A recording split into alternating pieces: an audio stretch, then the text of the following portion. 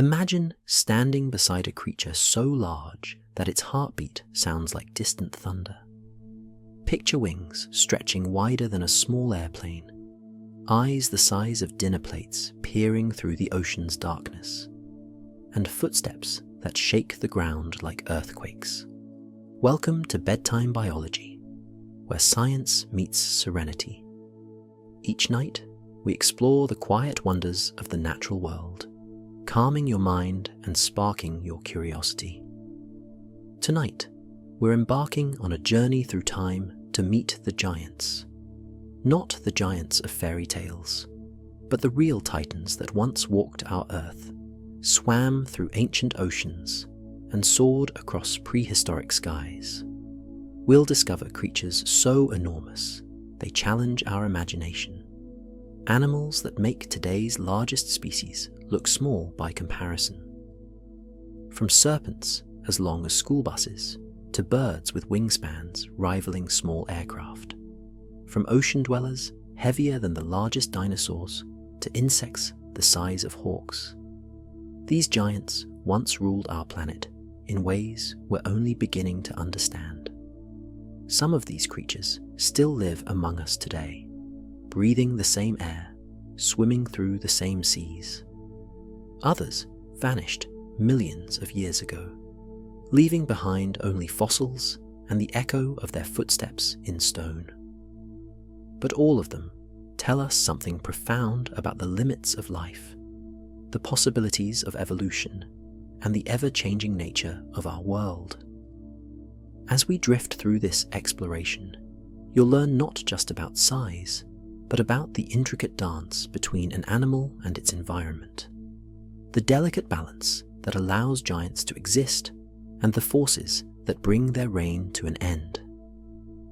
You'll discover why some eras produced colossal creatures while others did not, why certain environments favor enormous animals, and what it actually takes, biologically and physically, to be a giant.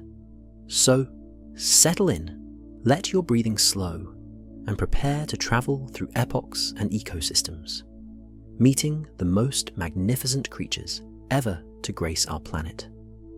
From the deepest ocean trenches to the highest mountain peaks, from steaming Paleocene swamps to the crystal waters of modern Antarctica, we're about to encounter giants. Let's begin our journey where the largest animals in all of Earth's history still exist today, in the vast expanse of the world's oceans. The blue whale, the largest animal in history. In the cold, nutrient-rich waters surrounding Antarctica, something moves through the darkness. It is longer than 3 school buses placed end to end. Its heart alone weighs as much as a small car, and when it surfaces to breathe, its blow shoots water vapor 30 feet into the air. This is the Antarctic blue whale, and it is the largest animal known to have ever existed on our planet. Think about that for a moment. In 4.5 billion years of Earth's history, through countless ages of life, through the time of the dinosaurs and the rise of mammals, through ice ages and tropical epochs, no creature has ever been larger than the blue whale living in our oceans right now. It's a humbling thought, one that connects us to something truly extraordinary. An adult Antarctic blue whale can reach lengths of over 100 feet, though whales between 75 and 90 feet are more common. In terms of weight, these magnificent creatures can tip the scales at anywhere from 100 to 200 tons. The largest blue whale ever accurately measured and weighed was a female captured in 1947 in the Southern Ocean. She measured just over 91 feet in length and weighed approximately 190 tons. That's roughly the weight of 33 African elephants, or 2,500 adult humans. But perhaps the most astounding thing about blue whales isn't their maximum size, it's their consistency. Blue whales regularly reach these enormous proportions. This isn't a freak occurrence or a rare outlier. In the populations around Antarctica, in the waters off Chile, in the northern Pacific and Atlantic Oceans, blue whales grow to become the largest animals on Earth as a matter of course. The blue whale's body is a masterpiece of evolutionary engineering designed for size. Its heart, which beats only 5 to 10 times per minute when diving, pumps over 1,400 gallons of blood through its massive body. The aorta, the main artery leading from the heart, is so large that a human child could crawl through it. The whale's tongue alone weighs as much as an elephant, approximately 3 tons for an average-sized individual. Every part of a blue whale is built on a scale that seems almost impossible. Its flippers can be 15 feet long. Its tail, called the flukes, can span 25 feet from tip to tip. The baleen plates hanging from its upper jaw, which it uses to filter food from the water, can be over 3 feet long. These plates are made of keratin, the same material as human fingernails, and they act like a massive sieve, allowing the whale to capture tiny prey while expelling seawater. And what does the world's largest animal eat? Surprisingly, one of the ocean's smallest creatures. Blue whales feed almost exclusively on krill, tiny shrimp-like crustaceans that swarm in enormous concentrations in cold, productive waters. A single adult blue whale needs to consume between 4 and 8 tons of krill every day during the feeding season. That's roughly 40 million individual krill, give or take a few million. The feeding process itself is spectacular. Blue whales are lunge feeders, meaning they accelerate toward a patch of krill with their enormous mouths wide open. As they engulf a massive volume of water containing thousands of krill, the throat grooves along their underside expand dramatically, allowing the throat to balloon outward like an enormous pouch. Once the mouth closes, the whale uses its huge tongue to push the water back out through the baleen plates, trapping the krill inside. The whale then swallows its catch and repeats the process. Scientists estimate that a single lunge by a blue whale can capture as many as 500 kilograms of krill, providing the whale with up to 500,000 calories in one mouthful. This is the most efficient feeding method ever evolved by any animal, allowing blue whales to gain more energy from a single feeding event than any other creature on Earth. But blue whales weren't always this large. The blue whale as we know it today evolved relatively recently in geological terms, perhaps only within the last 1.5 million years during the early Pleistocene. The earliest whales, which appeared about 50 million years ago, were much smaller, probably no longer than modern dolphins. So what allowed whales to grow to such enormous sizes? The answer lies in the ocean itself. Water provides buoyancy, supporting an animal's weight in a way that air never could. On land, a creature the size of a blue whale would collapse under its own weight, its bones crushed, its organs compressed beyond function. But in water, weight becomes almost irrelevant. A blue whale doesn't need massive legs to support its body, doesn't need a skeleton built like a fortress. Instead, it can devote more of its body mass to muscle and blubber, to the organs that power its enormous metabolism. The ocean also provides an abundant food source, concentrated in specific areas. The upwelling zones where cold, nutrient-rich water rises from the depths create explosions of life. Phytoplankton blooms, fed by these nutrients, support vast populations of krill, which in turn support the blue whales. In these areas, a whale can consume enough food in a single feeding season to sustain itself through months of migration and breeding. There are actually 5 recognized subspecies of blue whale, each adapted to different ocean regions. The Antarctic blue whale, which we've been discussing, is the largest. Then there's the northern blue whale, found in the North Atlantic and North Pacific, which is slightly smaller. The pygmy blue whale lives in the Indian Ocean and southwestern Pacific, reaching lengths of about 75 feet. The Indian Ocean blue whale inhabits the northern Indian Ocean. And finally, there's an unnamed subspecies found off the coast of Chile that may represent a distinct population.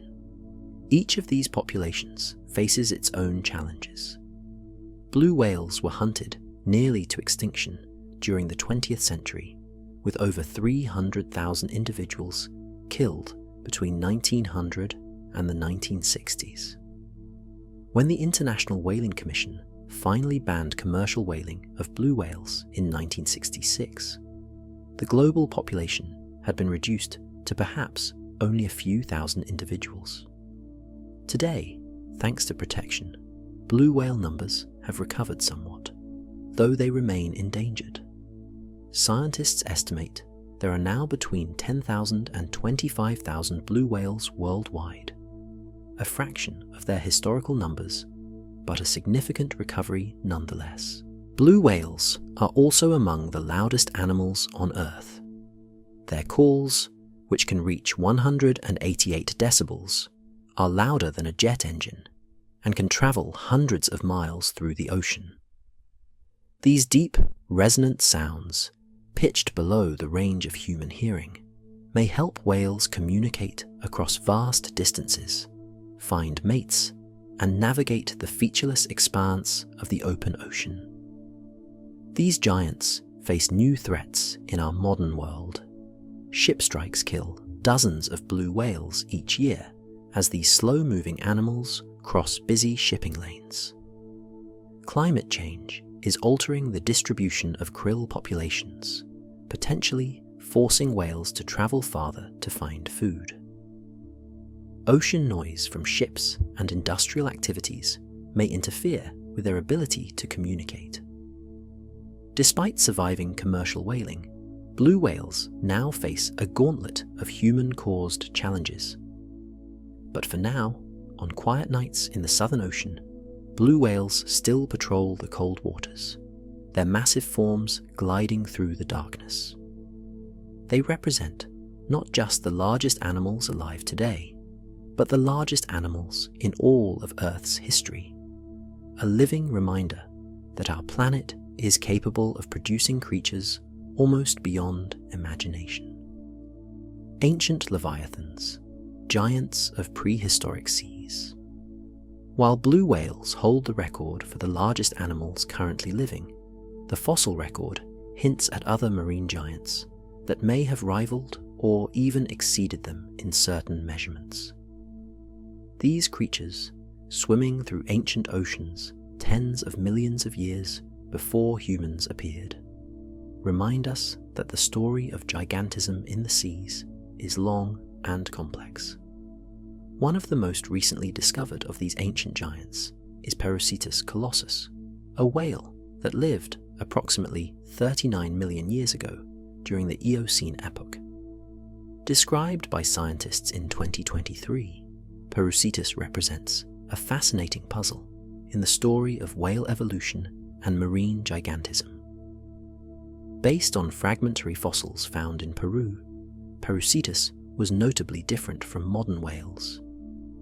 While it was shorter than the blue whale, measuring somewhere between 56 and 66 feet in length, its bones were extraordinarily dense and heavy. These massive bones suggest that Perucetus may have weighed anywhere from 85 to 340 tons, potentially making it the heaviest animal ever to exist. However, these estimates remain controversial, with more recent studies suggesting a more moderate weight of 60 to 113 tons. The extreme bone density of Perucetus suggests an animal adapted to life in shallow coastal waters, rather than the open ocean, like modern manatees and dugongs, which also have dense bones. Perucetus probably spent much of its time near the seafloor, perhaps feeding on bottom-dwelling organisms or seagrass. This lifestyle would have been very different from that of modern blue whales, which roam the open ocean. But perhaps even more impressive than Perucetus, at least in terms of length, was Ichthyotitan sevenensis, a marine reptile from the late Triassic period, approximately 200 million years ago. Described in 2024 based on fossil jawbones found along the coast of southwestern England, Ichthyotitan was an ichthyosaur, a group of marine reptiles that superficially resembled dolphins, but were more closely related to lizards and snakes. The smaller of the two known Ichthyotitan specimens is estimated to have been about 85 feet long, similar in length to a large blue whale. But the larger specimen, based on the size of its jawbone, may have reached 100 to 115 feet in length. If these estimates are accurate, Ichthyotitan would have been longer than any blue whale ever measured. While no weight estimates have been made, an animal of this size would have easily weighed many tons, possibly rivaling or exceeding the blue whale in total mass. Ichthyotitan lived during a crucial time in marine reptile evolution, just before the end of the Triassic period. It represents the peak of size among the ichthyosaurs, a group that had evolved from much smaller terrestrial ancestors only about 50 million years earlier. The rapid evolution of such enormous size suggests that the Triassic oceans provided ideal conditions for marine giants, perhaps with abundant prey and few competing predators. Like modern blue whales, Ichthyotitan probably fed on relatively small prey, despite its enormous size. Analysis of related ichthyosaurs suggests these giants were filter feeders or suction feeders, consuming fish, squid, and other soft-bodied animals in vast quantities. The evolution of filter feeding or similar efficient feeding strategies seems to be a common thread among ocean giants, allowing them to exploit the abundant but dispersed food resources of the open sea. The fossil record also hints at other marine giants. During the Cretaceous period, enormous mosasaurs like Mosasaurus hoffmanni reached lengths of 40 to 50 feet and probably weighed several tons. These were active predators, very different from the filter-feeding blue whales and likely filter-feeding Ichthyotitan. Mosasaurs had huge jaws filled with sharp teeth and were the apex predators of their time, hunting fish, sharks, sea turtles, and even other marine reptiles. Ancient seas were also home to enormous sharks. While the modern great white shark is formidable at about 15 to 20 feet long, it pales in comparison to Megalodon, which lived from about 23 million to 3 million years ago. Megalodon reached estimated lengths of 45 to 60 feet and may have weighed up to 60 tons.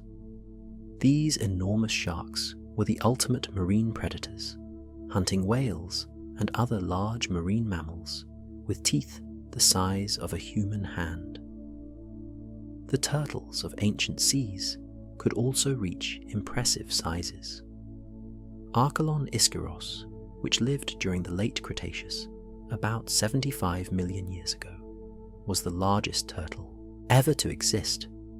This marine giant measured over 16 feet in length from head to tail and weighed approximately 4,800 pounds. Its shell alone was over 13 feet long. Archelon paddled through the shallow seas that covered much of North America during the Cretaceous, probably feeding on jellyfish, squid, and other soft-bodied prey. What allowed these marine giants to evolve? several factors seem to have played crucial roles. First, the ocean provides buoyancy, as we've discussed, making it possible for animals to grow to sizes that would be impossible on land. Second, the ocean contains vast expanses of habitat with abundant, if dispersed, food resources. An animal large enough to travel great distances can access food sources over a huge area. Third, larger body size in the ocean provides advantages in maintaining body temperature, diving to great depths, and defending against predators. But being a marine giant also comes with challenges.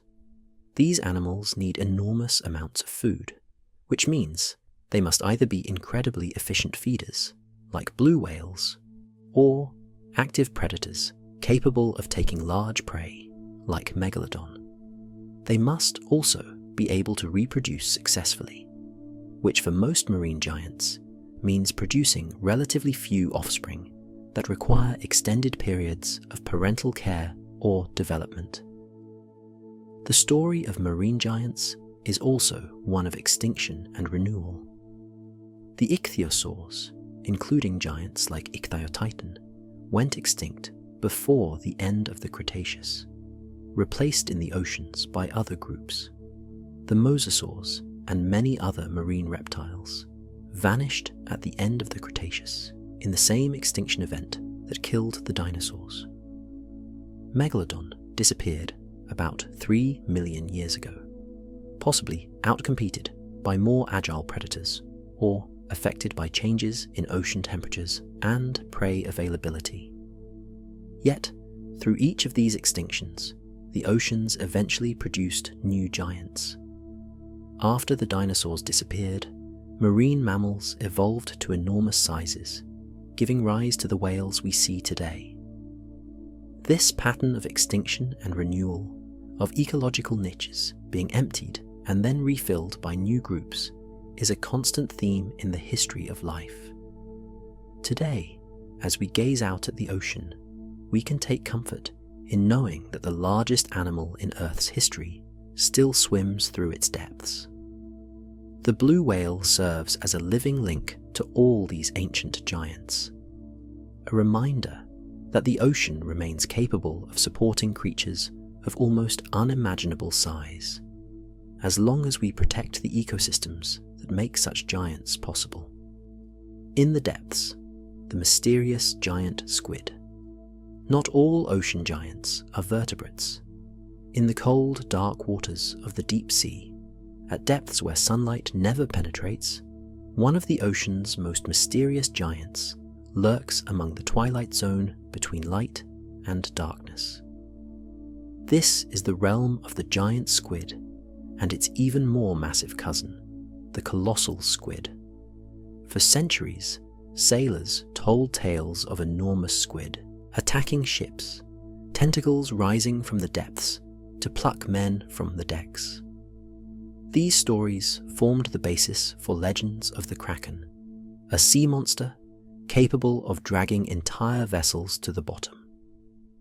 While these tales were certainly exaggerated, they had their roots in actual encounters with very real, very large animals. The giant squid, scientifically known as Architeuthis dux, is the second largest invertebrate on Earth. The largest specimen ever reliably measured was almost 43 feet long, from the tip of its body to the ends of its 2 longest feeding tentacles. This particular individual may have weighed close to 1 ton. Most giant squid are smaller, with females typically reaching 30 to 35 feet, and males being somewhat shorter. The body of a giant squid, called the mantle, is relatively modest in size, measuring about 6 to 7 feet long in large specimens. But the 8 arms and 2 feeding tentacles extend the animal's reach dramatically. The feeding tentacles, which the squid shoots out to capture prey, can be twice as long as the animal's arms and body combined. These tentacles are lined with powerful suckers, each ringed with sharp teeth that can grip prey with remarkable strength. Giant squid have the largest eyes of any living creature, or at least among the largest, with eyes measuring up to about 11 inches in diameter. Only the colossal squid may have larger eyes. These massive eyes allow the squid to detect even the faintest traces of light in the deep ocean, helping it find bioluminescent prey and, perhaps more importantly, detect the approach of its primary predator, the sperm whale.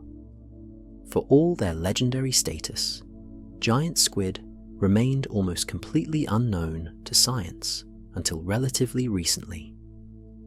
The first complete specimen wasn't captured until the 1870s, and for over a century afterward, scientists had to rely on dead squid that washed ashore or were pulled up in fishing nets.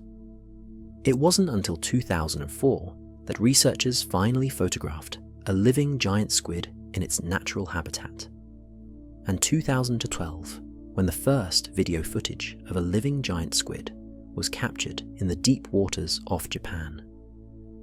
These glimpses into the giant squid's life revealed an animal very different from the aggressive monster of legend. Giant squid appear to be ambush predators, hanging motionless in the water column and using their excellent eyes to detect prey or predators. When a target approaches, the squid shoots out its feeding tentacles at incredible speed, capturing fish or smaller squid and drawing them back to its powerful beak. The beak of a giant squid is made of chitin, the same material that forms insect exoskeletons, and it's remarkably hard and sharp. This beak is hidden inside a ball of muscle at the center of the squid's arms and is capable of slicing through fish and squid with ease. Behind the beak lies a tongue-like organ called a radula, covered in tiny teeth that help shred food before it passes down the esophagus, which actually runs through the center of the squid's brain. Giant squid live throughout the world's oceans, from tropical waters to the cold seas around Antarctica, though they seem to prefer temperate regions. They inhabit depths ranging from about 1,000 to 6,000 feet, in a zone where a small amount of sunlight still penetrates during the day, but where darkness is nearly complete at night. This is why their enormous eyes are so crucial, allowing them to make the most of the minimal light available. The life cycle of giant squid remains largely mysterious. Scientists believe they live for about 5 years and grow rapidly during that time. Females lay thousands of eggs in a gelatinous mass that drifts through the deep water. The tiny squid that hatch from these eggs must somehow survive to adulthood in an environment filled with predators and limited food, though exactly how remains unknown. But if the giant squid seems mysterious, the colossal squid is even more so. Mesonychoteuthis hamiltoni, the colossal squid, lives even deeper than its giant cousin in the frigid waters surrounding Antarctica. While it may not be quite as long as the giant squid, measuring up to about 46 feet when tentacles are included, the colossal squid is much heavier and more robust. The colossal squid is believed to be the heaviest invertebrate on Earth. Specimens have been weighed at around 1,100 pounds, and some estimates suggest the largest individuals could weigh as much as 1,500 pounds or more. The body of the colossal squid is much thicker and more muscular than that of the giant squid, giving it a more substantial appearance. What truly distinguishes the colossal squid, however, are the hooks on its arms and tentacles. Unlike the giant squid, which relies solely on suckers to grip prey, the colossal squid has large, rotating hooks made of chitin at the ends of its tentacles. These hooks can swivel, allowing the squid to sink them deep into prey like a grappling hook. The arms also bear both suckers and smaller hooks, creating a formidable array of weapons for capturing and holding prey. The colossal squid has the largest eyes of any known creature, living or extinct. These eyes can measure up to 16 inches in diameter, about the size of a dinner plate. In the pitch-black waters of the Antarctic deep, where the squid hunts for fish and other squid, these enormous eyes provide a crucial advantage, capable of detecting even the faint bioluminescence produced by other animals. For years, scientists knew of the colossal squid only from beaks found in the stomachs of sperm whales, and from a handful of incomplete specimens caught in fishing nets.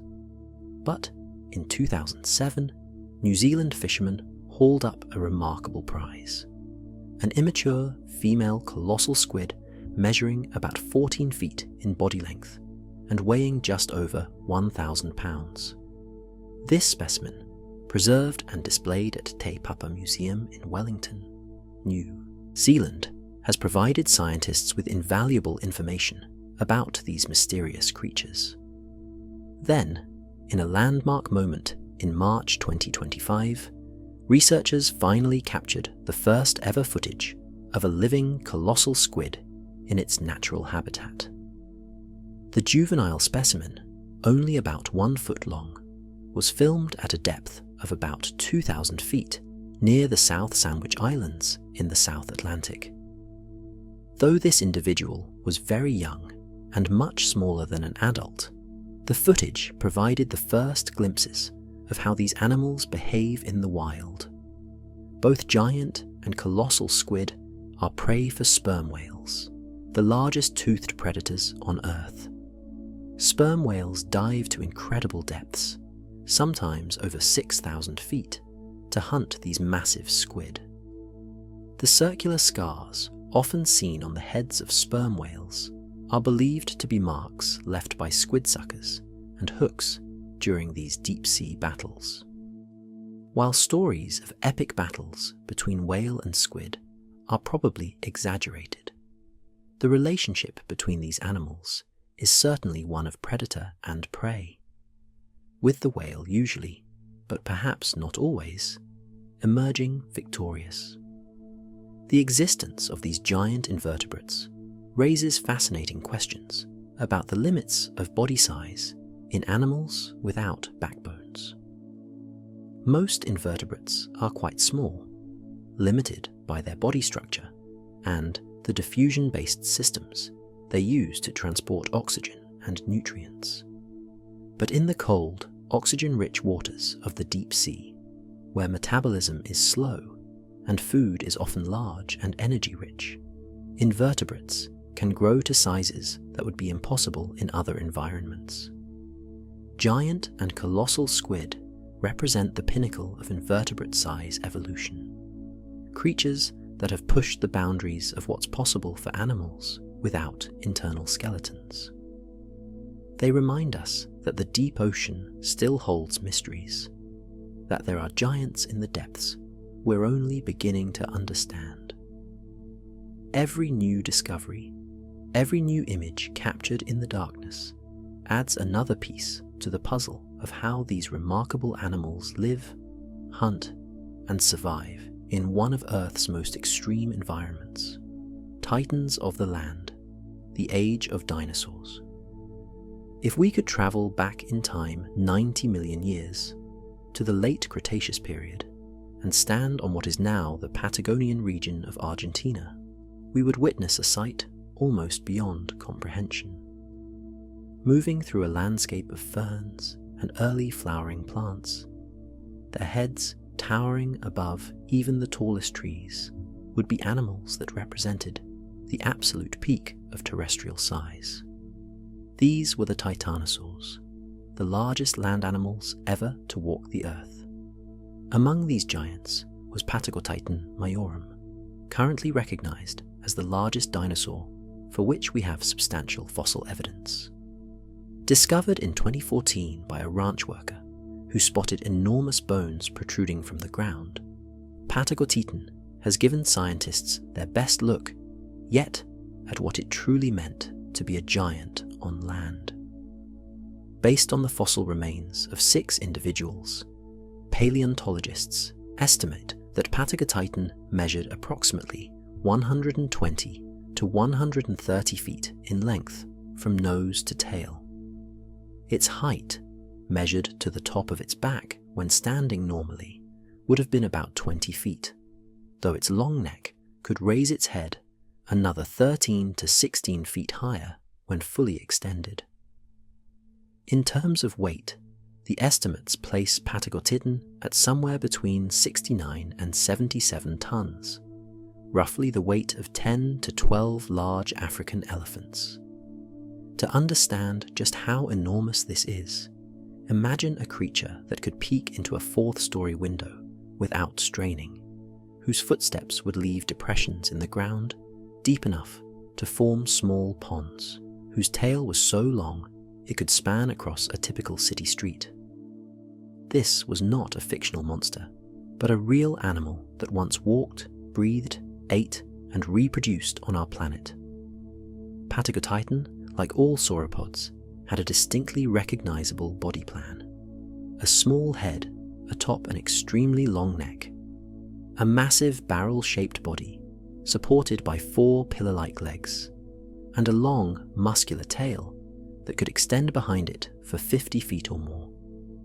This body plan, which evolved early in dinosaur evolution and persisted for over 150 million years, proved remarkably successful for achieving large size. The long neck of Ichthyotitan served multiple functions.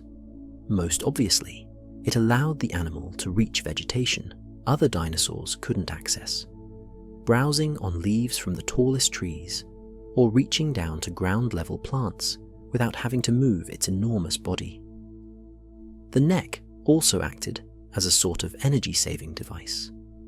By keeping the head and neck relatively light compared to the body, Ichthyotitan could browse across a wide area without having to move its massive legs and body as much, conserving energy. But such a long neck also presented challenges. How did blood circulate all the way up that neck to reach the brain?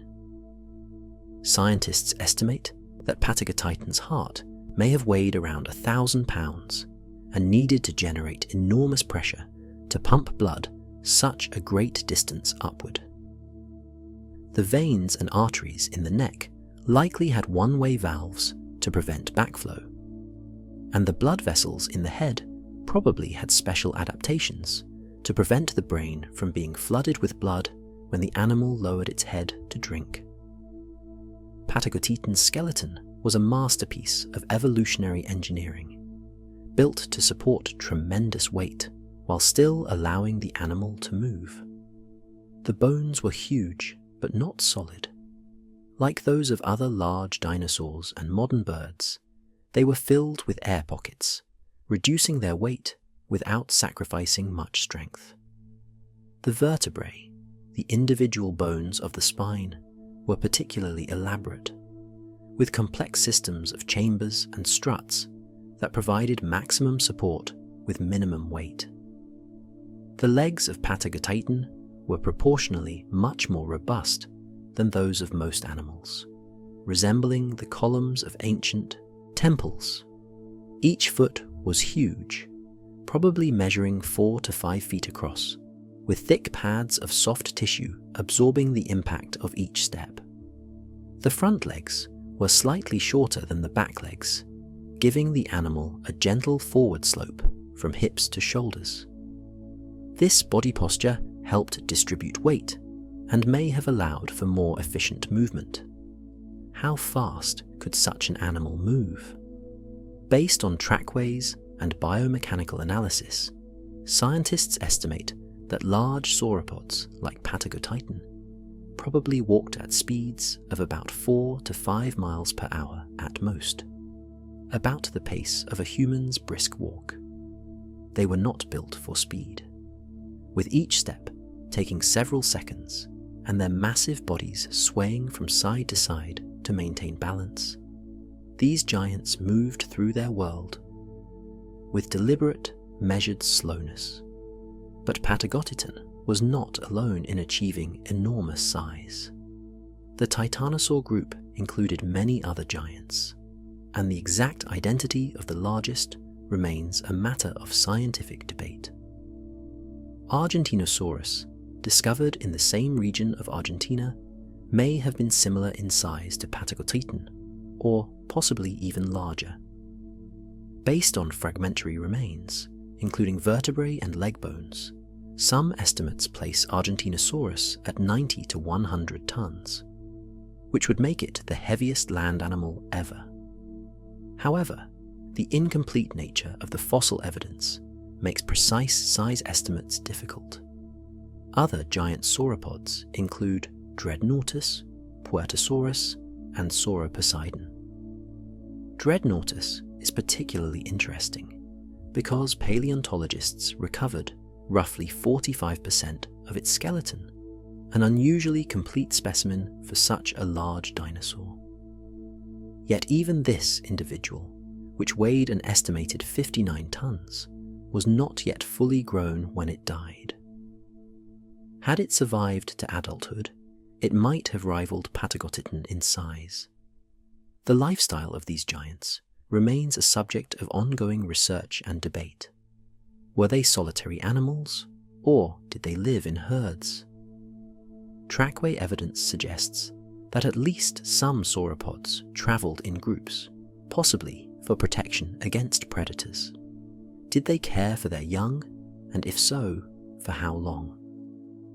Nesting sites discovered in Argentina and elsewhere show that sauropods laid their eggs in large clutches and probably provided at least some protection for the nests, though whether they cared for the hatchlings remains unknown. What did Patagotitan and its relatives eat? These were herbivores, consuming enormous quantities of plant matter every day. Estimates suggest that an adult Patagotitan might have needed to eat several hundred pounds of vegetation daily, perhaps as much as half a ton or more, to fuel its massive metabolism.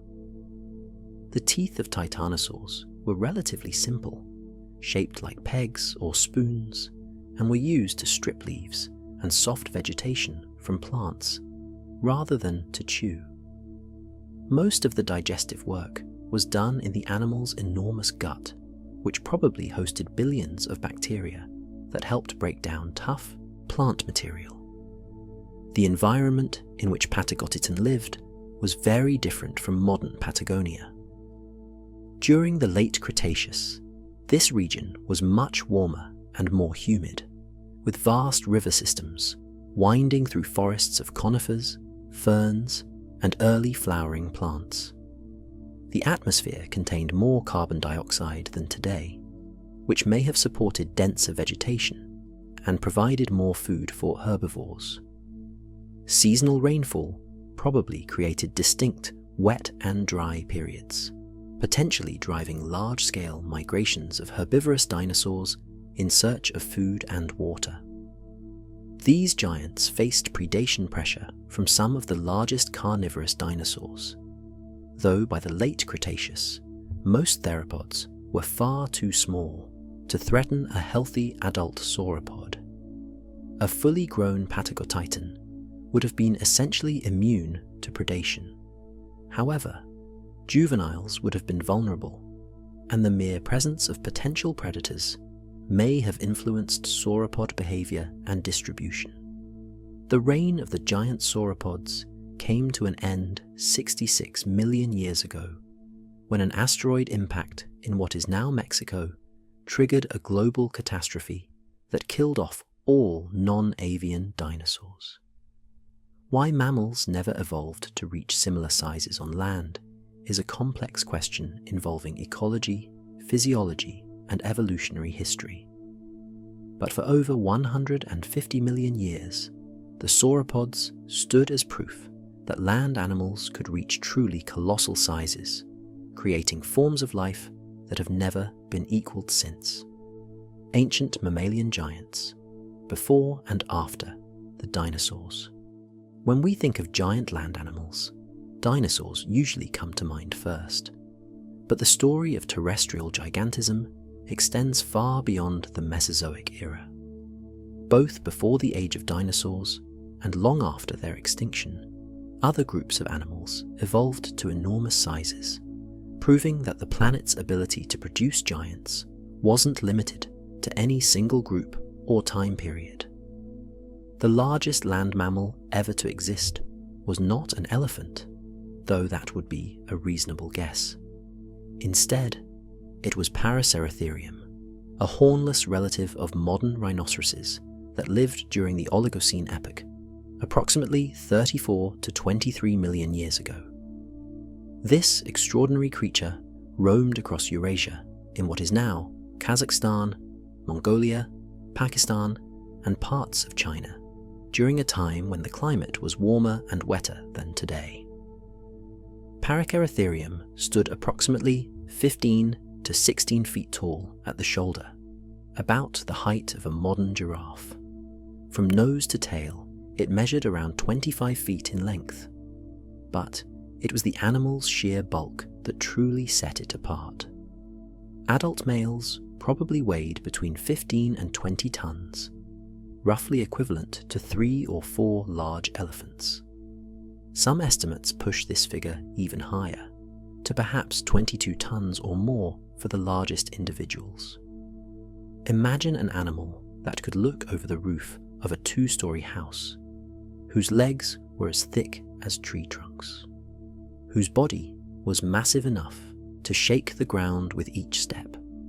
Paraceratherium's head alone was over 4 feet long, with a deep, elongated skull that terminated in a flexible upper lip, probably similar to that of modern tapirs. This lip, along with large teeth designed for browsing, allowed Paraceratherium to strip leaves and soft vegetation from trees, at heights other animals couldn't reach. Unlike its modern rhinoceros cousins, Paraceratherium had no horn. This absence might seem surprising for such a large animal, which presumably had few predators once fully grown. But the lack of a horn reflects the animal's evolutionary history. The horns of modern rhinos evolved relatively recently, and Paraceratherium belonged to an earlier branch of the rhinoceros family tree that had diverged before horns became a characteristic feature. The lifestyle of Paraceratherium was probably similar to that of modern elephants and giraffes, browsing on tree leaves, fruits, and soft vegetation in woodlands and open forests. The Oligocene climate of Central Asia provided abundant vegetation, with gallery forests along rivers and streams offering rich feeding grounds. Paraceratherium probably lived either solitarily or in small family groups, moving between feeding areas as the seasons changed. Why did Paraceratherium grow so large? Several factors likely contributed. First, large size provides advantages in reaching high-growing vegetation, expanding an animal's food sources. Second, greater body mass helps maintain stable body temperature in variable climates, an advantage in the seasonal environments of Oligocene Asia. Third, enormous size provides protection from predators. While Paraceratherium certainly had predators, particularly large hyaenodonts and early big cats, a healthy adult would have been difficult to attack successfully. But Paraceratherium wasn't the only giant mammal to walk the post-dinosaur Earth. In the forests of Pleistocene Asia, perhaps as recently as 50,000 years ago, lived Paleoloxodon nomadicus, a species of straight-tusked elephant that may have rivaled or even exceeded Paraceratherium in size. Based on fragmentary remains, including a massive thigh bone, some scientists estimate that the largest male Paleoloxodon could have weighed up to 22 tons and stood nearly 16 feet tall at the shoulder. Paleoloxodon would have looked like an enormous version of modern elephants, though with certain distinctive features. The tusks were relatively straight rather than curved, growing forward and slightly outward. The shoulders were higher than the head, giving the animal a distinctive profile. Like modern elephants, Paleoloxodon probably lived in family groups led by matriarchal females, with adult males either solitary or forming loose bachelor groups. The modern African elephant, standing about 13 feet tall at the shoulder and weighing 6 to 7 tons on average, is the largest living land animal. While substantially smaller than its extinct relatives, the African elephant is still a giant by any measure. The largest African elephant ever recorded was shot in Angola in 1974, a male standing approximately 13 feet tall and weighing an estimated 12 tons.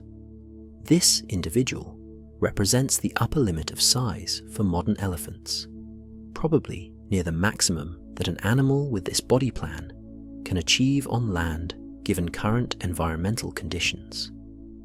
But why haven't mammals evolved to match the sizes of the largest dinosaurs? This question has puzzled scientists for decades, and several explanations have been proposed. One factor is certainly the way mammals reproduce and care for their young. Female mammals must carry their offspring internally during pregnancy, which limits how large the baby can be at birth. A mammal the size of Ichthyotitan would face enormous challenges in giving birth to babies large enough to survive, but small enough to be born. Mammals also have much higher metabolic rates than reptiles, meaning they need more food to maintain their body temperature and activity level. A mammal the size of Ichthyotitan might need several tons of food per day, far more than the environment could sustainably provide. The sauropod dinosaurs, with their more reptilian metabolism and their ability to eat lower quality vegetation, could survive on less food relative to their size. Another factor may be the structure of mammalian teeth and digestive systems. Dinosaurs like Ichthyotitan had simple teeth that they replaced throughout their lives, and they relied on bacteria in their large guts to digest food. Mammals have more complex teeth that allow for more thorough chewing, but can't be replaced once worn down, potentially limiting lifespan. The need for higher quality nutrition may also restrict the maximum size mammals can achieve. Competition may also play a role. During the age of dinosaurs, large terrestrial herbivores were exclusively dinosaurs. But after their extinction, mammals diversified to fill many ecological roles. In an environment where numerous species compete for resources, becoming extremely large may be less advantageous than in an environment dominated by a few giant species. Despite these limitations, mammals did evolve some truly impressive giants after the dinosaurs disappeared. Ground sloths like Megatherium reached 8,000 pounds, about the size of a modern elephant. The ancient rhino relative Indricotherium, another name for Paraceratherium, held the record for over 20 million years. Marine mammals, freed from the constraints of supporting their weight on land, grew even larger, with modern whales exceeding the size of the largest dinosaurs. Today, the elephant represents the pinnacle of terrestrial mammalian size, a living link to the age of mammalian megafauna that once included dozens of giant species. Looking at an African elephant, with its wisdom reflected in intelligent eyes, and its impossible yet graceful bulk moving through the savannah, we're reminded that the age of giants hasn't entirely passed. We still share our world with creatures of extraordinary size, animals that command respect and inspire wonder, living descendants of a long evolutionary tradition of gigantism. Serpents of unimaginable size, the age of Titanoboa. Imagine a snake as long as a school bus, weighing over a ton, capable of swallowing a crocodile whole. This isn't the stuff of nightmares or Hollywood fantasy. It's Titanoboa, the largest snake ever to have existed on Earth. And it swam through the swamps of South America just 10 million years after the dinosaurs disappeared.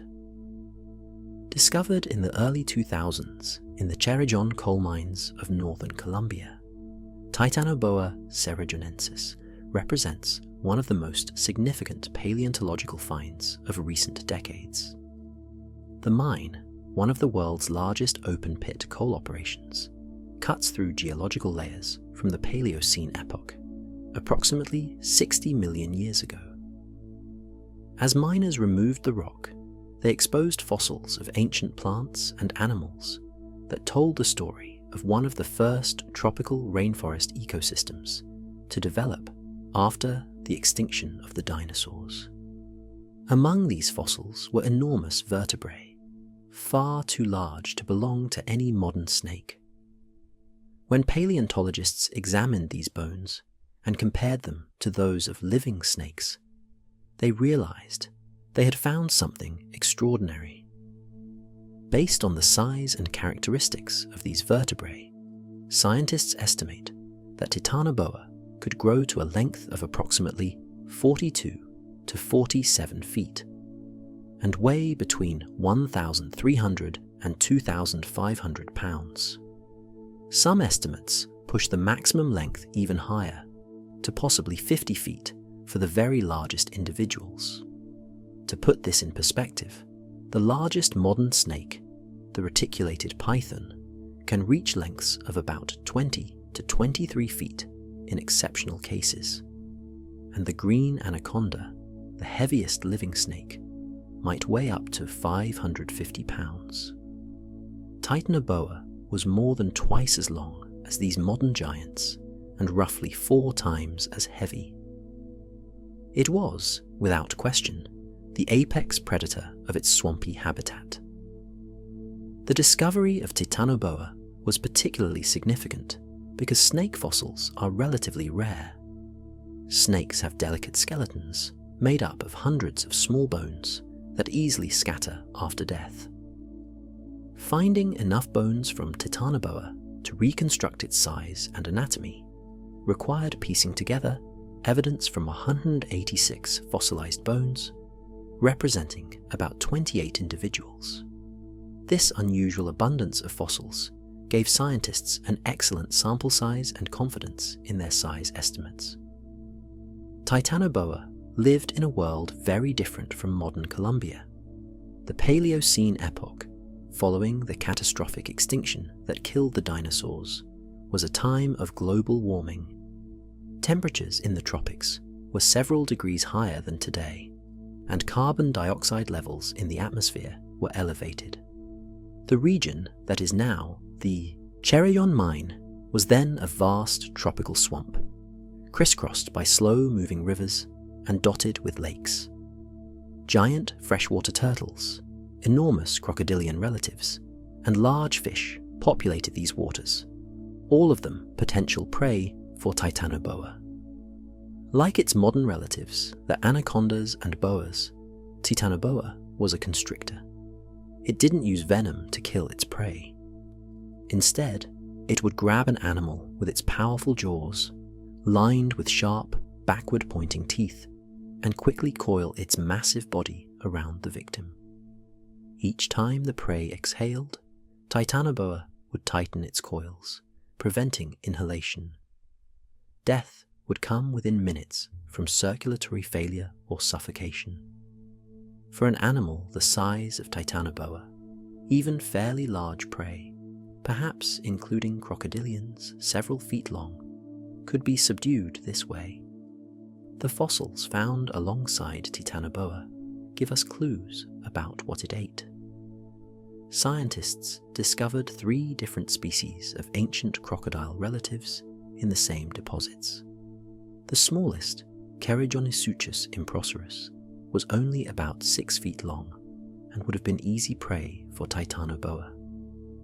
Fossils of Cerygonysuchus and Titanoboa are often found side by side, suggesting that these animals lived in close proximity and very likely had predator-prey interactions. A larger crocodile relative, Acherontissuchus guajiraensis, reached about 20 feet in length. Juvenile Acherontissuchus would have been vulnerable to Titanoboa predation, but the largest adults might have been too formidable for even this giant snake to tackle safely. The relationship between these apex predators probably resembled that between modern anacondas and caimans in the Amazon, where the snakes occasionally prey on the crocodilians, but also must be wary of the largest individuals. Giant turtles also shared the Paleocene swamps with Titanoboa. Species like Carbonomus caffrini had shells approaching 6 feet in diameter, making them substantial prey items. Whether Titanoboa could successfully hunt such heavily armored animals remains unclear, though its powerful jaws and constricting abilities might have allowed it to crack turtle shells under certain circumstances. The enormous size of Titanoboa tells us something important about the climate of the Paleocene. Snakes, like all reptiles, are ectothermic, meaning they rely on external heat sources to regulate their body temperature. Larger snakes need warmer environments to maintain the body temperature required for activity. By analysing the size of Titanoboa and comparing it to modern snakes, scientists can estimate the average temperature of its habitat. The calculations suggest that mean annual temperatures in Paleocene Colombia were probably around 82 to 90 degrees Fahrenheit, significantly warmer than the same region today. This connection between snake size and environmental temperature provides paleontologists with a valuable tool for reconstructing ancient climates. It also raises intriguing questions about the future. As human activities warm the planet, could environments once again support snakes approaching the size of Titanoboa? While modern ecosystems are very different from those of the Paleocene, and numerous other factors influence snake evolution, the possibility serves as a reminder of how dramatically temperature shapes the natural world. Titanoboa's reign as the largest snake was not eternal. The species, and its entire genus, disappeared from the fossil record after the Paleocene, about 58 million years ago.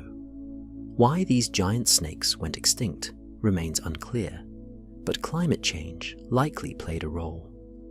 As the Earth's climate fluctuated through the following epochs, the warm, stable tropical environments that supported such large reptiles may have become less common. Yet, the legacy of Titanoboa extends beyond its fossil remains. This ancient snake represents the peak of serpent evolution, the largest snake that ever existed, or likely ever will exist, given current environmental conditions. It serves as a window into a world where reptiles, freed from competition with dinosaurs and living in exceptionally warm climates, evolved to enormous sizes. And it reminds us that the capacity for gigantism isn't limited to any particular group of animals, but emerges whenever conditions allow. Lords of the air, pterosaurs, and ancient flying giants. While giants dominated land and sea throughout Earth's history, the skies also had their titans. These aerial colossi faced unique challenges. Unlike marine or terrestrial creatures, flying animals must generate enough lift to overcome gravity, while supporting their body weight with muscles and skeletal structures light enough to permit flight. The result is that flying giants evolved very different body plans from their land-dwelling or aquatic counterparts. the largest flying animal ever to grace Earth's skies was Quetzalcoatlus northropi, a pterosaur that lived during the late Cretaceous period, about 70 to 66 million years ago. Named after the Aztec feathered serpent god Quetzalcoatl and aircraft designer Jack Northrop, this creature was quite simply beyond belief. Standing on the ground, Quetzalcoatlus would have been about 16 feet tall, roughly the height of a giraffe. But it was the wingspan that truly defied imagination. Based on fossil remains found in Big Bend National Park in Texas, paleontologists estimate that Quetzalcoatlus had a wingspan of approximately 33 to 36 feet, though some analyses suggest it could have reached 39 feet in the largest individuals. For comparison, a Cessna 152 light aircraft has a wingspan of 33 feet. Imagine a creature, a living animal, with wings as broad as a small airplane. Yet, despite this enormous wingspan, Quetzalcoatlus was remarkably light. The best estimates place its weight at around 440 to 550 pounds, about the weight of a large male lion. This low weight was achieved through extreme adaptations for flight. Like all pterosaurs, and like modern birds, Quetzalcoatlus had hollow bones, with thin walls supported by internal struts and chambers. These air-filled bones were strong enough to withstand the forces of flight, while weighing a fraction of what solid bones would have. The skull of Quetzalcoatlus tells us much about how this animal lived. Long and pointed, stretching over 6 feet in some individuals, the skull was essentially a long beak with a small braincase at the back. The beak had no teeth, unusual for pterosaurs, but common among the largest species. Instead of capturing prey with teeth, Quetzalcoatlus probably used its beak like modern herons and storks, striking at fish, small reptiles, amphibians, and perhaps even baby dinosaurs. For many years, scientists debated whether Quetzalcoatlus could actually fly, or whether it was too large to get airborne. Some researchers suggested it might have been flightless, like modern ostriches or emus, using its wings for display or balance, but not for powered flight. However, detailed studies of its anatomy have convincingly demonstrated that Quetzalcoatlus was indeed a capable flyer. The key to understanding Quetzalcoatlus's flight lies in recognizing that it didn't fly like modern birds. Birds use their highly developed chest muscles to flap their wings in a figure-8 pattern, generating both lift and forward thrust. Pterosaurs had a very different wing structure. The wing membrane of Quetzalcoatlus was supported primarily by an enormously elongated fourth finger, with the other 3 fingers remaining small and clawed. The membrane stretched from this extended finger all the way back to the ankle, creating a wing very different in structure from a bird's feathered wing. Quetzalcoatlus probably relied heavily on soaring rather than flapping flight. Like modern condors and albatrosses, it would have used rising air currents to stay aloft, scanning the landscape below for food. The plains of late Cretaceous Texas, where Quetzalcoatlus lived, were ideal for this kind of flight, with thermal currents rising from the sun-heated ground, providing lift, and ridge currents forming where wind struck geological features.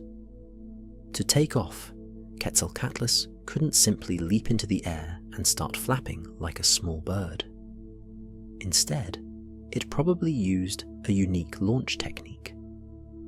By crouching low and then explosively extending its powerful forelimbs, which were used for walking on the ground, Quetzalcoatlus could vault itself 8 to 10 feet into the air in a single motion.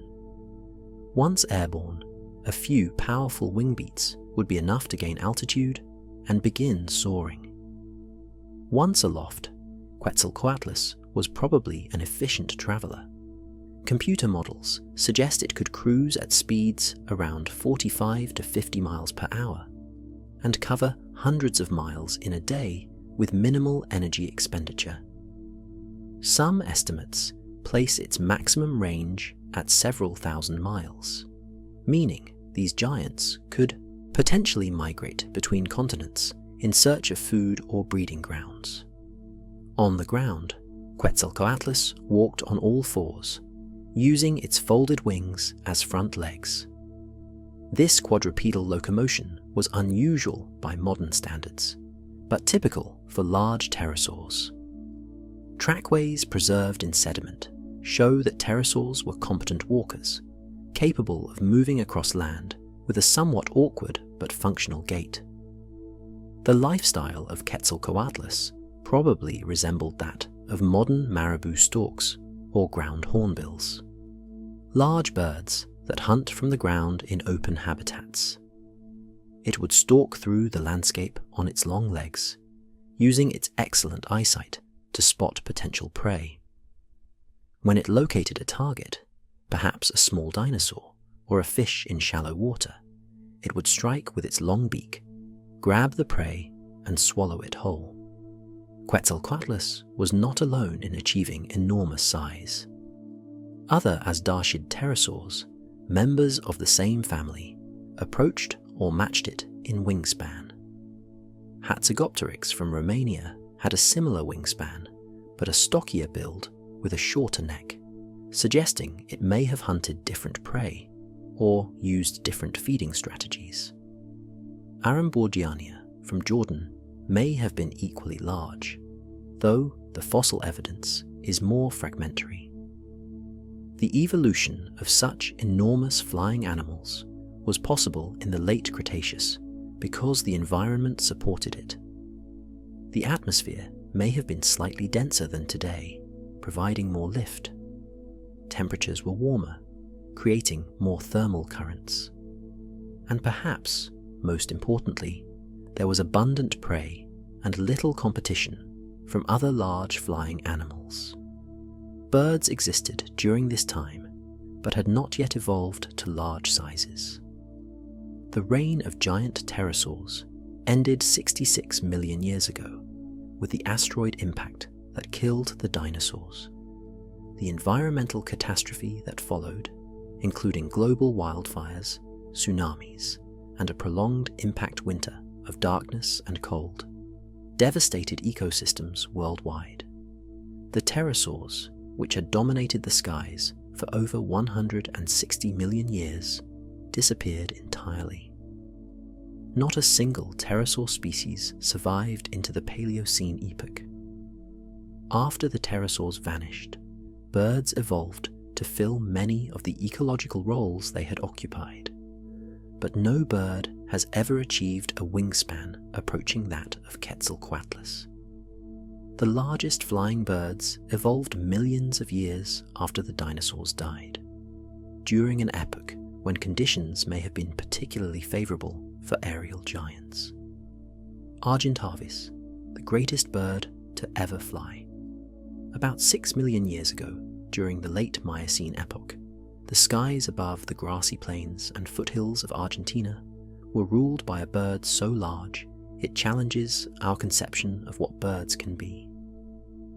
This was Argentavis magnificens, the largest flying bird known to science, a creature that bridges the world of prehistoric giants and the birds we see today.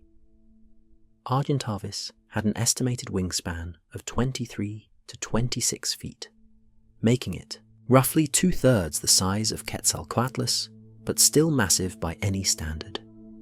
For context, the largest living flying bird, the wandering albatross, has a wingspan of about 11 feet. Argentavis's wings were more than twice as broad, approaching the wingspan of some small private aircraft. In terms of weight, Argentavis was truly extraordinary for a bird. The most recent estimates place its mass at around 154 to 100 72 pounds, making it by far the heaviest bird capable of powered flight. Some earlier estimates suggested it might have weighed as much as 220 pounds, though these have been revised downward as scientists better understood the biomechanics of bird flight. Argentavis belonged to an extinct family of birds called teratorns, or terror birds, though they were actually more closely related to modern storks and New World vultures than to true raptors. The family Teratornitidae included many large predatory birds, but Argentavis was the giant among them, the pinnacle of teratorn evolution. The skull of Argentavis was over 20 inches long, with a hooked beak superficially similar to that of modern eagles. However, detailed analysis suggests the beak was probably too delicate for tearing tough flesh or breaking bones, as modern raptors do. Instead, Argentavis likely swallowed its prey whole, like modern storks and herons, or perhaps fed primarily on carrion like vultures. The narrow, elongated skull would have been ideal for probing into the bodies of dead animals to access soft tissues. The body of Argentavis was robust but streamlined for flight. The breastbone, where flight muscles attach, was large and keeled, indicating powerful flight muscles. The wings themselves were extraordinarily long and narrow, with a high aspect ratio similar to modern albatrosses. This wing shape is ideal for soaring flight, allowing the bird to remain airborne for hours with minimal energy expenditure. Like all large flying animals, Argentavis faced the challenge of getting airborne. Computer simulations suggest that it couldn't take off from flat ground by running and flapping, as many large birds do today. Its wing loading, the ratio of body weight to wing area, was simply too high for this approach to work. Instead, Argentavis probably needed some assistance from the environment. The most likely takeoff method would have been to launch from a slope. By positioning itself on a hillside or cliff edge and facing into the wind, Argentavis could combine the upward component of the wind with the downward slope to gain enough airspeed for flight. With a running start down a slope of just 10 degrees and a modest headwind, the bird could become airborne. Once aloft, it would have quickly gained altitude by finding a thermal or ridge current. In flight, Argentavis was probably a magnificent soarer. Its long, narrow wings were perfect for riding thermal currents, columns of rising warm air that form over sun-heated ground. Like modern vultures and condors, Argentavis would circle within these thermals, gaining altitude without flapping. Once high enough, it would glide to the next thermal, covering vast distances with minimal energy expenditure. Computer models suggest Argentavis could soar at speeds around 45 miles per hour and maintain a gliding angle as shallow as 3 degrees, meaning it could travel 100 feet forward for every 3 feet of altitude lost. This efficiency would have allowed it to scan enormous territories for food, potentially covering several hundred square miles in a single day's flight.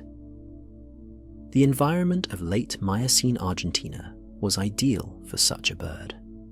The region was warmer and drier than today, with extensive grasslands punctuated by scattered trees and bordered by the rising Andes Mountains. This landscape generated strong thermal currents during the day, and the mountain slopes provided reliable ridge lift where wind struck the terrain. Large herbivorous mammals, including various species of notungulates and litopterns, would have provided carrion when they died. Argentavis probably lived much like modern Andean condors, one of its closest living relatives. It would roost on cliffs or high trees at night, then launch at dawn to begin its daily search for food. Soaring high above the plains, it would use its excellent eyesight to scan for dead or dying animals. When it spotted a potential meal, it would descend, feed quickly, and then return to the skies. The breeding biology of Argentavis must have been unusual. Based on comparisons with modern large birds and basic principles of avian biology, scientists estimate that Argentavis probably laid only 1 or 2 eggs every couple of years.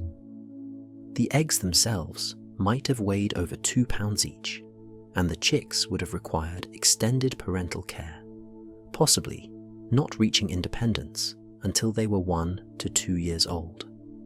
Adult birds probably didn't reach sexual maturity until they were around 12 years old.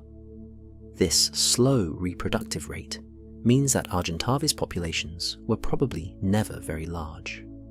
To maintain a viable population, mortality rates would have to be extremely low, perhaps no more than 2 to 3% per year. Adult Argentavis, once mature, likely had no natural predators and could live for decades if they avoided accidents and disease. Argentavis went extinct around 10,000 to 15,000 years ago, relatively recently in geological terms. The causes of its extinction probably included climate change, as the warm, dry grasslands it preferred contracted, and possibly competition with or predation by early humans who were colonizing South America at this time. Humans and Argentavis almost certainly coexisted, and it's intriguing to imagine what early peoples thought of these enormous birds soaring overhead. Today, no bird approaches the size of Argentavis. The Andean condor, with a wingspan of about 10 feet and a weight of up to 33 pounds, is the largest flying bird, but it's a fraction of the size of its extinct relative. The reasons no larger birds evolved after Argentavis disappeared probably relate to changes in climate and environment, though the exact factors remain uncertain. The existence of Argentavis proves that birds, with their relatively high metabolic rates and active flight, can evolve to enormous sizes under the right conditions. It stands as one of the most remarkable examples of avian evolution, a testament to the versatility of the bird body plan, and a reminder that the skies once hosted giants that dwarf anything flying today. The age of giant insects, when arthropods ruled. 300 million years ago, during the late Carboniferous period, Earth's skies were ruled by creatures that would seem impossible by today's standards. Dragonfly-like insects with wingspans wider than a hawk's, millipedes longer than a human is tall, scorpions the size of house cats. This was the age of giant arthropods, when invertebrates grew to sizes that challenge our understanding of what insects and their relatives can be. The most famous of these giant insects was Meganura morni, often called the giant dragonfly, though it wasn't actually a true dragonfly. Meganura belonged to an extinct order of insects called Meganisoptera, or griffinflies, which were related to but distinct from modern dragonflies. With a wingspan of about 25 to 28 inches, Meganura was one of the largest flying insects ever to exist. But even it was surpassed by its relative Meganeuropsis permiana, which lived slightly later during the early Permian period. Meganeuropsis, discovered in the fossil beds of Kansas, held the record as the largest known flying insect. Its wingspan reached approximately 28 to 30 inches, roughly 2.5 feet across. When perched, its body length from head to tail was about 17 inches. And while insects don't weigh much individually, Meganeuropsis probably tipped the scales at about 1/3 of a pound or more, comparable to a small bird. To understand just how extraordinary this is, consider that the largest modern dragonfly, the giant petaltail of Australia, has a wingspan of about 6 inches. Meganeuropsis was 5 times larger. Its compound eyes, each composed of thousands of individual lenses, would have been enormous, perhaps an inch or more in diameter. These eyes gave Meganeuropsis exceptional vision, crucial for hunting other insects on the wing. Like modern dragonflies, Meganeuropsis was a predator, and a formidable one.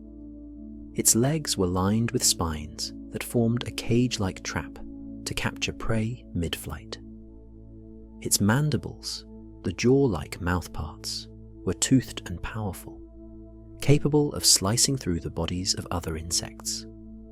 In an era before birds, bats, or pterosaurs, Meganeuropsis and its relatives were the apex predators of the air. But Meganeuropsis didn't hunt alone in the skies. The Carboniferous period was an age of giants for many arthropod groups. Arthropleura, a distant relative of modern millipedes and centipedes, reached lengths of over 8 feet. This enormous creature would have resembled a millipede crossed with a tank, with thick armor plating and dozens of pairs of legs undulating along its body. Arthropleura is the largest land arthropod ever to have existed, dwarfing the largest living arthropods, which are limited to about a foot in length. The question that immediately arises is, how did these creatures get so large? Modern insects are limited in size by several factors, and the existence of giant Carboniferous arthropods tells us that conditions must have been very different 300 million years ago. The leading explanation involves oxygen. During the Carboniferous period, atmospheric oxygen levels were significantly higher than today, perhaps reaching 30 to 35% of the atmosphere, compared to the current 21%. This oxygen-rich atmosphere may have allowed insects to grow much larger than would be possible today. The reason comes down to how insects breathe. Unlike mammals, which use lungs and circulating blood to transport oxygen, insects rely on a system of tubes called tracheae. These tubes carry oxygen directly from openings in the exoskeleton, called spiracles, to the tissues throughout the body. The efficiency of this system decreases as body size increases, because oxygen must diffuse through increasingly long tubes to reach interior tissues. In an oxygen-rich atmosphere, this diffusion is more efficient, potentially allowing insects to grow much larger before they hit the limits of their respiratory system. The higher oxygen content would allow oxygen to penetrate deeper into the body through the tracheal tubes, supporting the metabolic needs of a larger insect. Additional research suggests that the high oxygen levels may have had another effect. In modern insects that develop in water before becoming terrestrial, such as dragonfly nymphs, high oxygen concentrations allow the aquatic larvae to grow larger. Since Meganeura and Meganeuropsis, like modern dragonflies, spent their early life stages as aquatic predators, they may have benefited from high oxygen in the water as well as in the air. The Carboniferous period's high oxygen levels resulted from unique environmental conditions. This was the age of the first great forests, when trees evolved the ability to produce lignin, the tough polymer that makes wood strong. When these trees died, they didn't decay quickly because fungi and bacteria hadn't yet evolved efficient ways to break down lignin. Dead trees piled up in vast swamps, eventually forming the extensive coal deposits we mine today. As this carbon was removed from the carbon cycle, oxygen levels in the atmosphere rose. Another factor that may have allowed giant insects to thrive was the lack of aerial predators. During the Carboniferous, no vertebrates had evolved powered flight. Birds, bats, and pterosaurs all came much later. The only animals hunting in the air were other insects, and even terrestrial predators were relatively small and unsophisticated. Meganeuropsis and Meganeura had the skies essentially to themselves. The environment these giants inhabited would have been alien to modern eyes. The Carboniferous forests were dominated by giant club mosses, horsetails, and early seed ferns, plants very different from modern trees. The climate was warm and humid, with extensive coastal swamps covering much of the lowlands. In these swamps, where water was stagnant and oxygen-rich, the nymphs of Meganeura grew, molting their way through multiple life stages until they emerged as winged adults.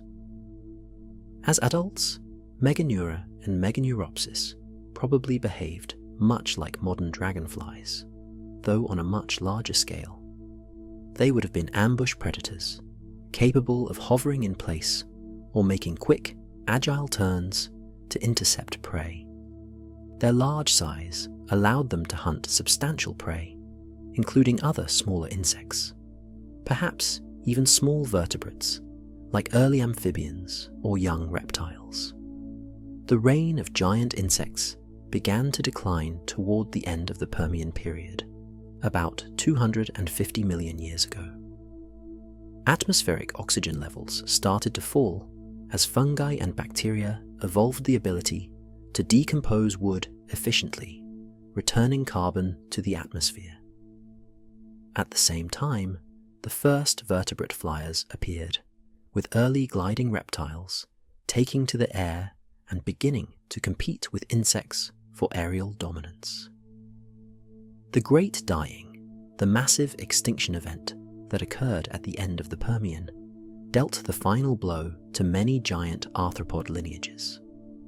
Over 90% of all species on Earth perished in this catastrophe, triggered by massive volcanic eruptions in what is now Siberia. The environmental chaos that resulted, including ocean acidification, global warming, and oxygen depletion, created conditions that few large animals could survive. After the Permian extinction, insects never again reached the sizes seen during the Carboniferous. Oxygen levels remained lower, aerial predators became more diverse and efficient, and the ecological landscape had fundamentally changed. The largest modern insects, including beetles, stick insects, and dragonflies, are impressive in their own right, but none approach the size of their ancient ancestors. The giant insects of the Carboniferous stand as a reminder that Earth's history includes epochs when the fundamental rules governing life were different from today. They show us that the limits we see as absolute, such as the maximum size of insects, are actually contingent on environmental conditions, and they hint that if those conditions returned, if oxygen levels rose and aerial predators disappeared, life might once again produce insects of impossible size. Giants among us, the largest living creatures. After spending so much time exploring extinct giants, it's worth remembering that we share our planet right now with some of the largest animals to ever exist. The age of giants hasn't entirely passed. In our oceans, on our continents, and in our skies, remarkable creatures of enormous size continue to live, breathe, and shape the ecosystems around them. We've already discussed the blue whale, the largest animal ever known, but the oceans host other giants worthy of wonder. The fin whale, second in size only to the blue whale, reaches lengths of about 85 feet and weights approaching 80 tons. Sleeker and faster than blue whales, fin whales can swim at sustained speeds of over 20 miles per hour earning them the nickname Greyhound of the Sea. Their asymmetrical coloration, with a white right lower jaw and dark left lower jaw, makes them unique among whales. The sperm whale holds the distinction of being the largest toothed predator on Earth. Males can reach lengths of 60 feet and weights of 63 tons, with heads that can comprise up to 1/3 of their total body length. Inside that massive head lies the spermaceti organ, filled with a waxy substance that early whalers prized, and that scientists believe helps the whales focus echolocation clicks and control buoyancy during their legendary deep dives. Sperm whales are capable of diving to astonishing depths, regularly reaching over 6,000 feet, and sometimes plunging deeper than 10,000 feet. At these depths, in darkness complete and under crushing pressure, they hunt for giant and colossal squid, engaging in battles we can only imagine. The circular scars often seen on sperm whales' heads are evidence of these encounters, marks left by squid suckers during desperate struggles in the abyss. The whale shark, the world's largest fish, embodies the gentle giant. Despite reaching lengths of over 40 feet and weights exceeding 20 tons, whale sharks are filter feeders, consuming only plankton, small fish, and fish eggs.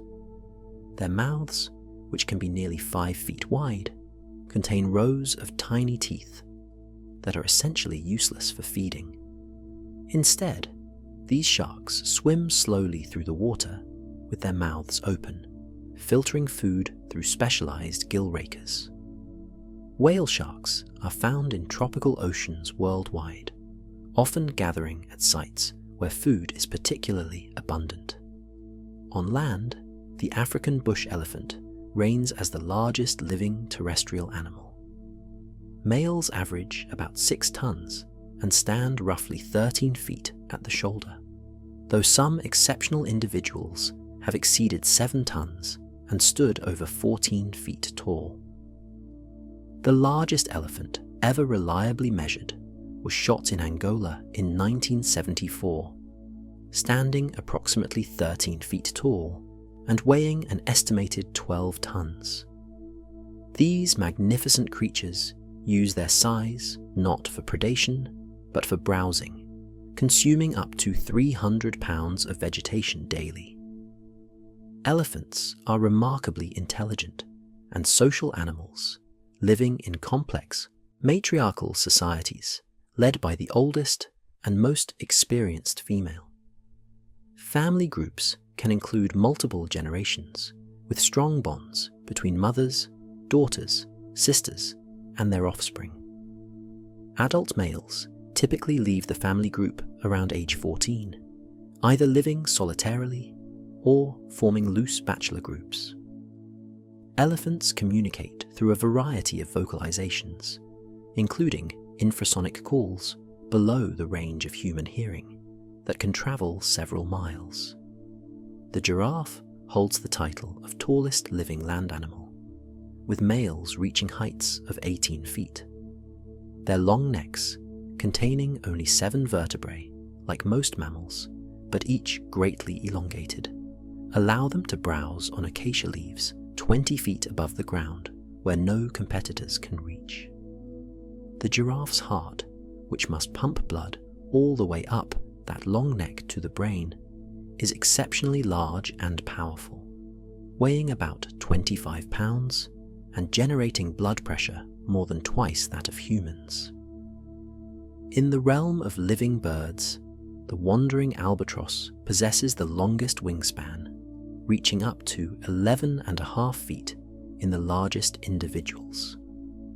These magnificent seabirds spend most of their lives in flight, using a technique called dynamic, soaring to extract energy from wind gradients over the ocean's surface. Wandering albatrosses can fly for days without flapping their wings, covering thousands of miles in their search for squid and fish. Some individuals have been tracked circumnavigating Antarctica multiple times in a single year. The Andean condor, with a wingspan of about 10 feet and weights up to 33 pounds, is the heaviest flying land bird. These enormous vultures soar effortlessly along the Andes Mountains, using ridge lift and thermals to stay aloft for hours. Condors can travel over 100 miles in a single day in search of carrion, and they may live for 50 years or more in the wild. Unfortunately, both wandering albatrosses and Andean condors face serious conservation challenges, with populations declining due to habitat loss, pollution, and human persecution. The Japanese spider crab, with a leg span reaching up to 12 feet, is the largest living arthropod. These remarkable creatures inhabit deep waters off Japan, where they scavenge on the seafloor for dead animals and organic matter.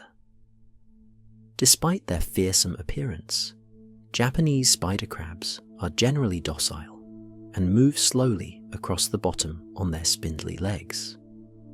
They can live for over 100 years, growing continuously throughout their lives. The saltwater crocodile, reaching lengths of 20 to 23 feet in large males, is the largest living reptile. These apex predators inhabit coastal waters and river systems across Southeast Asia and northern Australia, hunting fish, birds, and mammals with patient ambush tactics. Saltwater crocodiles are surprisingly good swimmers, capable of making ocean crossings of over 600 miles, and they're among the few reptile species comfortable in both fresh and salt water. Living giants face challenges unknown to their extinct predecessors. Humans have dramatically altered ecosystems worldwide, reducing habitats, depleting food sources, and hunting animals for meat, ivory, and other products. Many giant species are now endangered or threatened, their populations reduced to fractions of historical numbers. Blue whales, African elephants, whale sharks, wandering albatrosses, and numerous other giant species require active conservation efforts to ensure their survival. Climate change poses additional threats. As ocean temperatures rise, the distribution of prey species shifts, forcing whales to travel farther to find food. On land, changing rainfall patterns and increasing drought stress elephants and other large herbivores. Even small temperature increases can have cascading effects through ecosystems, potentially threatening the food sources and habitats that giants require. Yet these challenges also offer opportunities for conservation. Public fascination with giant animals, from whales to elephants to great white sharks, has helped drive conservation efforts. Marine protected areas now safeguard critical whale feeding and breeding grounds. Anti-poaching efforts have stabilized or increased some elephant populations. International agreements restrict hunting and trade in endangered species. Looking at these modern giants, we're reminded that the age of enormous animals hasn't entirely passed into history. We still share our planet with creatures of almost impossible size, animals that inspire wonder and demand respect. They serve as living links to the deep past, echoes of an evolutionary tradition that has produced giants for hundreds of millions of years.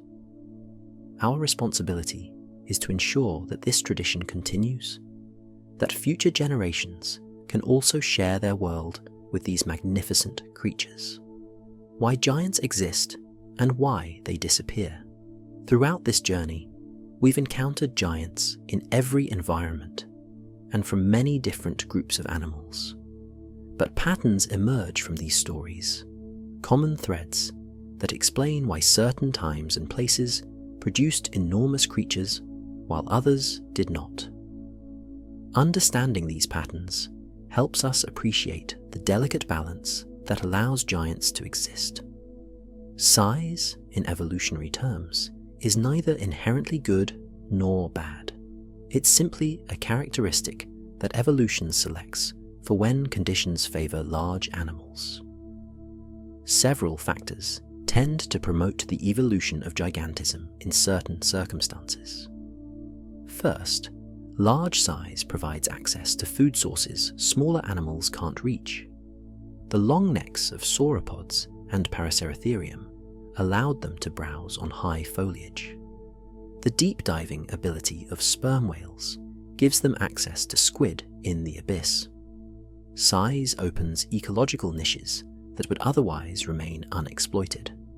Second, large animals are more efficient at maintaining body temperature. This is especially important for animals in variable climates. A large body has a smaller surface area relative to its volume compared to a small body, which means it loses heat more slowly. This principle, called gigantothermy, may have allowed large dinosaurs to maintain warm body temperatures even without the high metabolic rates of modern mammals. Third, large size provides protection from predators. Once an animal reaches a certain size, it becomes essentially immune to predation as an adult. Patagotitan, adult blue whales, and full-grown elephants have few, if any, natural enemies. This safety allows these animals to invest more energy in growth and reproduction rather than defense. Fourth, in certain environments, large size is simply more efficient for traveling long distances. The cost of transport, the energy required to move a given distance, often decreases with size. A blue whale cruising through the ocean or an elephant walking across the savannah uses less energy per pound of body weight than a small fish or mouse traveling the same distance. But gigantism also comes with significant costs and constraints. Large animals need more food, which means they must either have access to abundant resources or be extraordinarily efficient at acquiring energy. They grow slowly and mature late, which means populations can't respond quickly to environmental changes. They produce relatively few offspring, making them vulnerable to catastrophic events, and they're often highly specialized, adapted to specific environmental conditions that may change over time. Environmental factors play crucial roles in enabling or preventing gigantism. Warm climates generally favor large size in reptiles, whose body temperatures depend on external heat sources. This explains why Titanoboa lived in the hot Paleocene tropics. Abundant food resources, whether vast swarms of krill for blue whales or extensive forests for sauropods, are essential for supporting giant herbivores and the predators that feed on them. Atmospheric composition has also influenced animal size. The high oxygen levels of the Carboniferous period allowed giant insects to thrive. Some scientists speculate that atmospheric oxygen may have also played a role in dinosaur gigantism, though this remains debated. What's clear is that the physical properties of the environment, from air density to water temperature, can either facilitate or constrain the evolution of large size. Mass extinctions have repeatedly reset the distribution of giants on Earth. Each major extinction event has eliminated many large species, creating opportunities for new groups to evolve to large sizes. The extinction of the dinosaurs, for example, cleared the way for mammals to diversify and eventually produce giants like Paraceratherium and modern whales. The end Permian extinction wiped out giant insects and many other Paleozoic giants, allowing entirely new groups to dominate. Competition also shapes the distribution of giants. When multiple groups compete for similar resources, none may achieve enormous size, because the energy cost of growing large isn't offset by advantages. But when one group dominates an ecological role, its members may evolve to be larger over time, exploiting their size advantage to exclude competitors. Human activity has become a major force shaping the distribution of giants in recent millennia.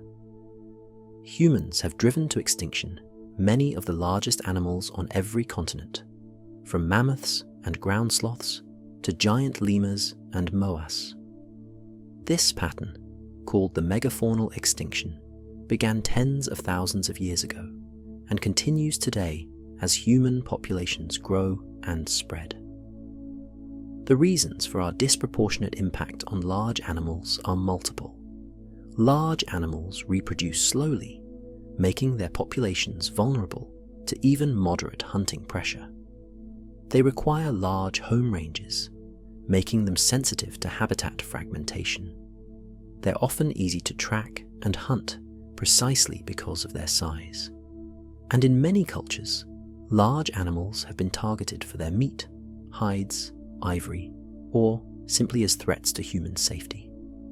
Climate change, both past and present, has been another major driver of giant extinctions. As climates shift, the ecosystems that support giants can disappear. Grasslands may turn to desert, forests may give way to grassland, sea levels may rise or fall, and ocean currents may shift. Species that evolved to exploit specific conditions find those conditions vanishing, and large, specialized animals are often the first to disappear. Looking at the fossil record, we see repeated cycles of gigantism and extinction. Giants evolve in favorable conditions, dominate their ecosystems for millions of years, then disappear when conditions change. New groups then evolve to fill the empty ecological roles, sometimes achieving even greater sizes than their predecessors. This cycle has repeated throughout Earth's history and will likely continue as long as life persists. Understanding why giants exist and why they disappear isn't just an academic exercise. It helps us predict which modern giants are most at risk and what we can do to protect them. It reveals that the enormous animals we see today are products of specific environmental conditions. Conditions we're rapidly altering through habitat destruction, pollution, and climate change. And it reminds us that once giants disappear, it may take millions of years for evolution to replace them, if they're replaced at all. The physics and biology of being giant. Being enormous isn't simply a matter of being a scaled-up version of a smaller animal. As size increases, the relationship between different physical properties changes in ways that profoundly affect how an animal is built and how it functions. Understanding these relationships helps explain both the remarkable adaptations of giants and the ultimate limits on how large animals can grow. The fundamental challenge of large size comes from what physicists call the square-cube law. As an animal increases in size, its volume and weight increase with the cube of its linear dimensions, but the strength of its bones and muscles increases only with the square of those dimensions. In practical terms, this means that if you double an animal's size in all directions, its weight increases 8-fold, but the strength of its legs increases only 4-fold. At some point, the bones simply can't support the weight. This is why you can't have a mouse the size of an elephant. If you scaled up a mouse while keeping its proportions exactly the same, its legs would shatter under its own weight. This is also why elephants have such thick, pillar-like legs compared to their body size, while mice have relatively slender legs. As animals grow larger, their skeletons must become proportionally more robust just to avoid collapse. Sauropod dinosaurs dealt with this challenge through remarkable skeletal innovations. Their bones were filled with air sacs, reducing weight without sacrificing much strength. The vertebrae were elaborately sculpted, with systems of struts and chambers that provided maximum support with minimum material. The limb bones were massive but hollow, strong enough to support tremendous weight, but not so heavy they couldn't be moved. Large animals also face challenges with heat management.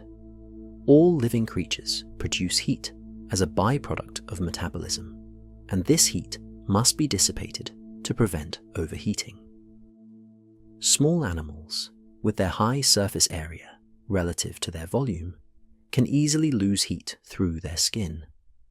But large animals, with relatively less surface area, struggle to stay cool. This is why elephants have large ears. Those massive, thin ears, filled with blood vessels, act as radiators, helping dissipate excess heat. It's why blue whales live in cold water rather than warm. It's partly why the largest dinosaurs may have had air sacs throughout their bodies, potentially helping them cool their internal organs. And it's one reason why there are no truly enormous terrestrial animals in hot desert environments, where overheating would be a constant threat. Conversely, large size helps animals maintain body temperature in cold environments. This is why polar bears are the largest land carnivores, and why whales are generally larger in cold water than in warm. The low surface area to volume ratio of large animals makes it easy for them to retain heat, allowing them to thrive in environments where small animals would freeze. The circulatory system faces enormous challenges in large animals. Blood must be pumped throughout the body, but the heart can only generate so much pressure. In giraffes, the heart must pump blood 16 feet upward to reach the brain. In sauropods, the challenge was even greater. Scientists estimate that the heart of Brachiosaurus, a tall sauropod, must have generated blood pressure nearly twice that of modern mammals, just to perfuse the brain when the head was raised. Large animals have evolved various solutions to this problem. Many have multiple hearts or heart chambers that work in series, each adding pressure. Blood vessels have thick, muscular walls that help push blood along. Valves in veins prevent backflow. And in some cases, like sauropods, the animals may have limited how high they could raise their heads, or they may have spent much of their time with their heads at or below heart level. The nervous system also presents challenges. Nerve signals travel at finite speeds, typically around 200 to 300 feet per second in large animals. For a sauropod 90 feet long, this means that signals from the tail could take up to half a second to reach the brain, and the response would take another half second to travel back. This lag might seem minor, but it could affect the animal's ability to respond quickly to threats or maintain balance while walking. Some large animals have evolved semi-autonomous nerve clusters, called ganglia, in various parts of their bodies. These nerve centers can coordinate local reflexes without input from the brain, speeding response times. The Stegosaurus, for example, was once thought to have a second brain in its hips, though modern understanding suggests this was simply an enlargement of the spinal cord that helped coordinate the movements of the massive hind legs and tail. Reproduction presents special challenges for giant terrestrial animals. Mammals, which give birth to live young, must carry developing babies internally. But there are limits to how large a baby can be at birth. For the very largest land mammals, this creates a problem. An elephant calf must be large enough to walk and keep up with the herd shortly after birth, but small enough to pass through the birth canal. This limits how large elephants can grow, since larger adults would need even larger babies. Dinosaurs, which laid eggs like modern reptiles and birds, avoided this constraint. A Ichthyotitan could lay relatively small eggs and let the babies grow to enormous size after hatching. This may be one reason why dinosaurs could grow larger than mammals on land, free from the constraints of live birth. The energy requirements of giant animals are staggering. A blue whale needs to consume 4 to 8 tons of krill daily during feeding season. An elephant eats up to 300 pounds of vegetation per day. These enormous food requirements mean that giants can only exist where food is sufficiently abundant, and they must spend much of their time eating, or, in the case of some predators, searching for large prey. Interestingly, while large animals need more total food than small animals, they often need less food per pound of body weight.